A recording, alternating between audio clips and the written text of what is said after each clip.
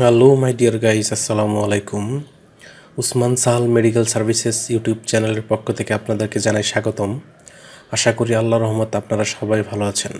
বন্ধুগণ, আজকের ভিডিওতে আমি আপনাদেরকে মুখের ব্রণ, কালো দাগ বা ত্বকের কালো দাগ, ত্বকের মেস্তা ইত্যাদি দূর করে এমন একটি কার্যকর মেডিসিন এবং মেডিসিনটির নাম, দাম, গ্রুপ বা জেনারিক নাম, প্রস্তুতকারক কোম্পানির নাম, দাম, খাওয়ার নিয়ম এবং এর সাইড এফেক্টস বা পার্শ্ব প্রতিক্রিয়া সম্পর্কে আলোচনা করব।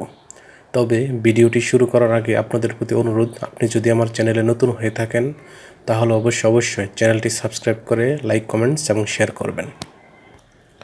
বন্ধুগণ, আমাদের পুরুষ কিংবা মহিলা উভয়ের মুখে ব্রণ বা কালো দাগ বা মেস্তা ইত্যাদি হয়ে থাকে।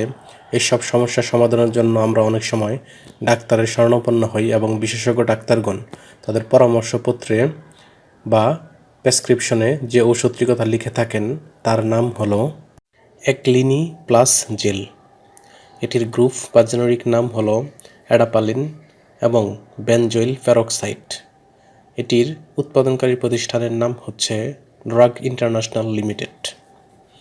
অ্যাক্লিনি প্লাস জেল এর 10 গ্রাম টিউবের দাম 150 টাকা। এটি ব্যবহারের নিয়ম হচ্ছে যাদের বয়স 12 বছর বা তার ঊর্ধ্বে তারা ব্রণের চিকিৎসায় এটি ব্যবহার করতে পারবেন। অর্থাৎ 12 বছরের নিচে যাদের বয়স তারা এটি ব্যবহার করতে পারবেন না। আর ব্যবহারের নিয়ম হচ্ছে আক্রান্ত স্থান ভালোভাবে পরিষ্কার করে জেল এর পাত্র আবরণ, মুখমণ্ডল অথবা ত্বকে দিনে একবার ব্যবহার করতে হবে।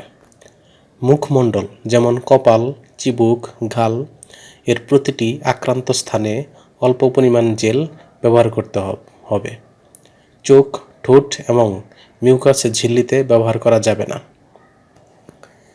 অ্যাডাপালিন বা বেনজোইল পেরক্সাইড জেল মুখ, চোখ কিংবা যোনিপথেও ব্যবহার করা যাবে না। পাশাপাশি দুটি ভিন্ন ধরনের ব্রণের ওষুধ ব্যবহারের ক্ষেত্রে বিশেষ সতর্কতা অবলম্বন করতে হবে, কারণ এর ফলে ত্বকে অস্বস্তিকর অনুভূতি সৃষ্টি হতে পারে। এই ক্রিমটি বা জেলটি ব্যবহারের পর সামান্য কিছু সাইড এফেক্টস বা পার্শ্ব প্রতিক্রিয়া দেখা দিতে পারে, যেমন ত্বকের শুষ্কতা, অস্বস্তিকর অনুভূতি এবং তাপে প্রদাহ দেখা যেতে পারে। গর্ভাবস্থায় এবং স্তন্যদানকালীন সময়ে এটি ব্যবহারের পূর্বে অবশ্যই রেজিস্টার্ড চিকিৎসকের পরামর্শ নিতে হবে। এই ওষুধটি বা জেলটি আলো আর্দ্রতা থেকে দূরে 25 ডিগ্রি সেন্টিগ্রেড তাপমাত্রার নিচে সংরক্ষণ করতে হবে এবং অবশ্যই শিশুদের হাতের নাগালের বাইরে রাখতে হবে। ধন্যবাদ।